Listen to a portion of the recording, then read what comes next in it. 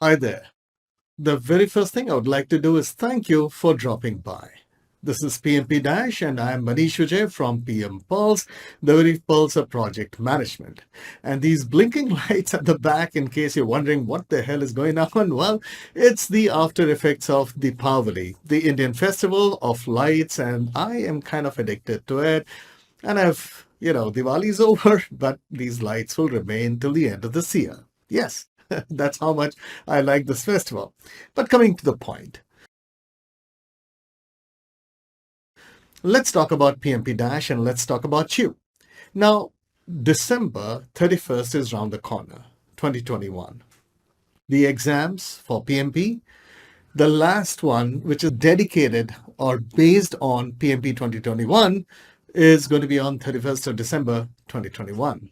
Now, many of us are not very confident. Some of us are feeling jitters. Some of us are getting this feeling, hey, my content or the material that I have for preparation is not good enough. Well, you don't have to worry about anything anymore. PMP Dash, completely based on PMP exams and nothing more. Only the notes. This training does not give you any explanations. It just gets you ready for the PMP exam so that you can ace it. Forget about not clearing the PMP exam. That's a bad word that we don't get to hear in PM Pulse. This PMP Dash is basically focused on ensuring that you get proficient in all the three domains. Once you finish your PMP exam, I'm talking about acing completely in the real meaning of the term. That's how this course has been defined. The question is, why now? Why towards the end of the year? Well, because a lot of people keep on postponing their PMP exams till the time that they cannot postpone it anymore. There's a bigger reason.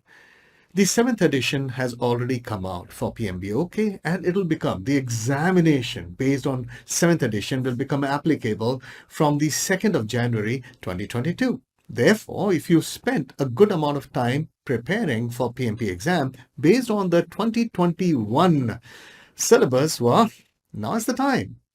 Don't miss this chance. And this PMP Dash is just for that.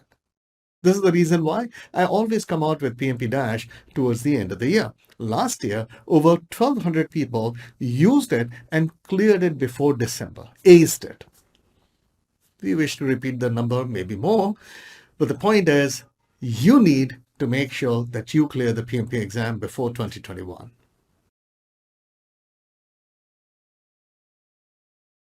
All right, now the question is, who should subscribe to PMP Dash?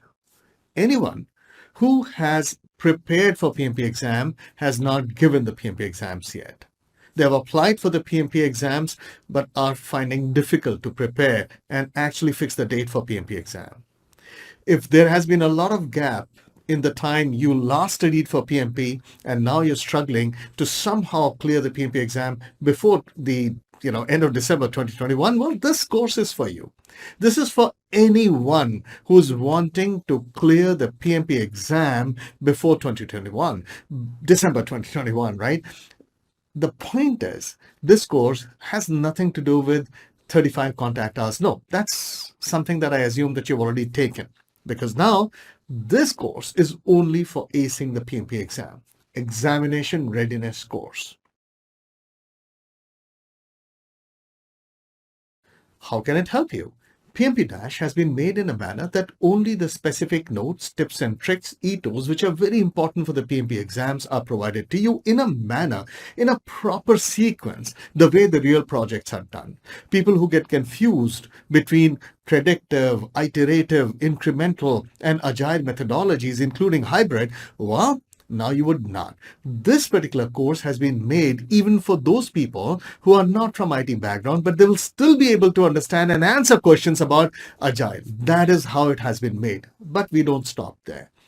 Towards the end of the entire course, we'll spend a lot of time on 180 questions, some of the real tough questions. I've not taken the easy ones. I'm sure you've gone through many of those other places where you've got those questions, but I have come out with the choicest of questions, which are the closest you can get to the real PMP exam. And I have read it out to you, given you time to answer it, and then explain the answer to you. This is how this PMP Dash has been created, and this is how it's going to help you get yourself examination ready in just 16 hours. You can trust me. The moment you finish this course, you would be ready to give the examination the very next day.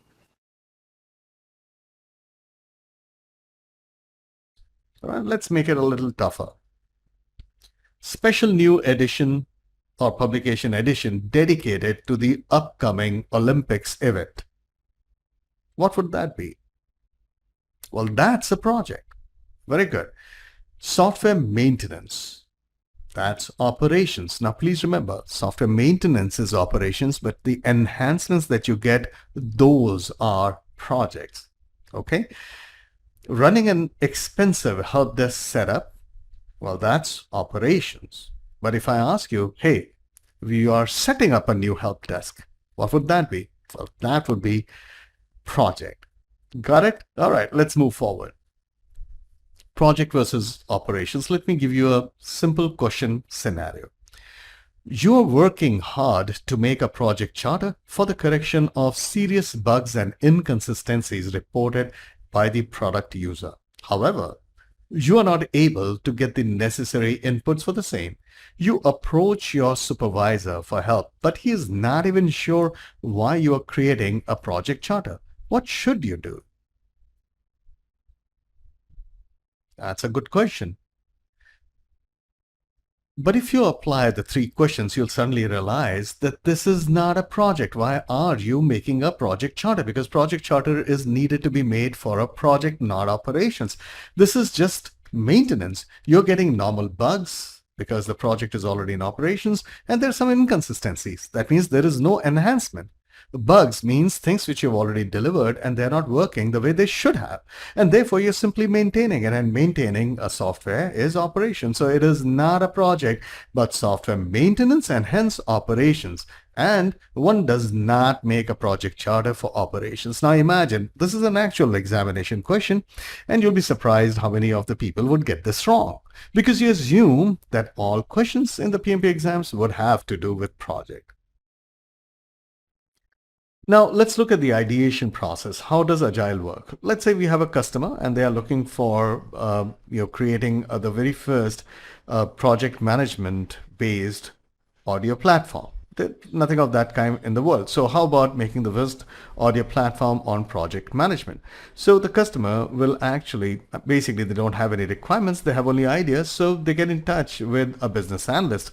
Now, this is very important. Business analyst is nothing but product owner. You can use these terms interchangeably. Whatever any person or any role who's a business analyst in other projects is exactly the same, which is a product owner in Agile. So product owner, business analyst, same.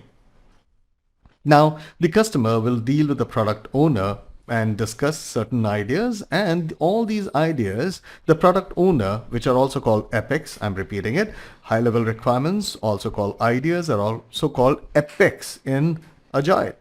And all these epics and high level requirements will be entered in a product backlog by the product owner. So high level requirements, all these will be mentioned here, right?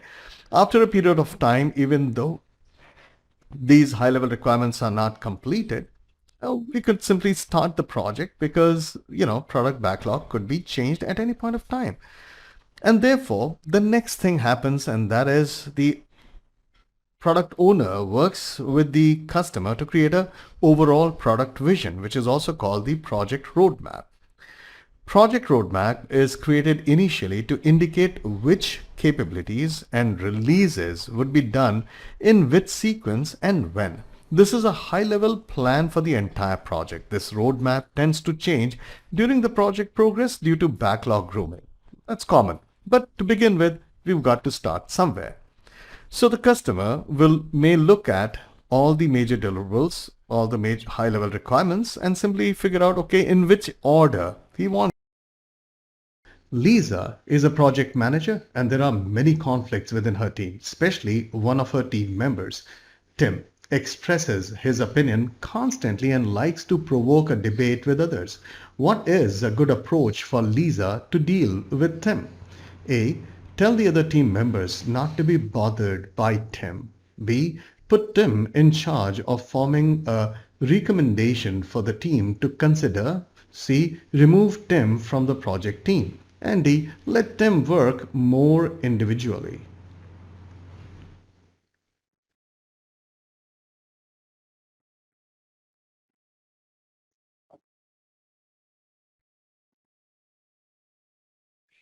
And the correct answer is B. Put Tim in charge for forming a recommendation for the team to consider. Now, basically, what is happening here? Lisa is a project manager, and there are many conflicts within her team. Now, see, conflicts does not necessarily mean it's always bad. They are inevitable, but here she sees that there are quite a few conflicts. Especially one of her team members, whose name is Tim, expresses his opinion constantly and likes to provoke a debate with others. What is a good approach for Lisa to deal with Tim? Now, A, tell the other team members not to be bothered by Tim. Well, that's counterproductive. What if Tim has great ideas, right? C, remove Tim from the project team. That's extreme, right? And D, let Tim work more individually. Yeah, just make him a loner. No. Why don't we use this? Right? So put them in charge of forming a recommendation for the team to consider. So this will have, take care of both these situations where a lot of people are bothered the way Tim expresses his opinion all the time and constantly likes to provoke a debate, right?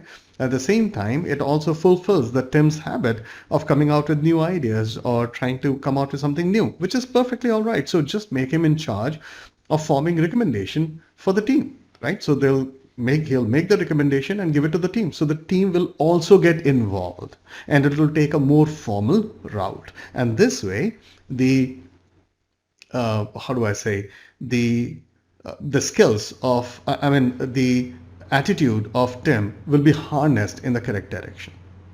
Make sense? All right.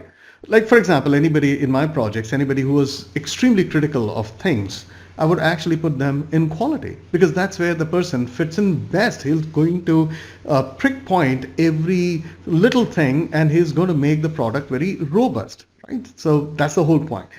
Here, the person has great ideas, wants to constantly talk about opinions, and therefore, instead of letting him force, let's give it a formal shape, and he actually, becomes in charge of forming a recommendation for the team to consider. And the team will also get involved, and new ideas may be born because of that.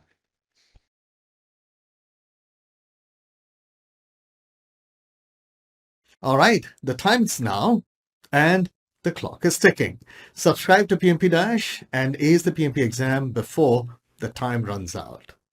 Thank you for watching, and I really look forward to seeing you as a subscriber to PMP Dash and the fact that you ace PMP exams. The very best of luck for your PMP exams, whether you subscribe to it or not. Remember, this is Maneesh Vijaya from PM Pulse, and we are passionate about project management. It is not just our business. Take care.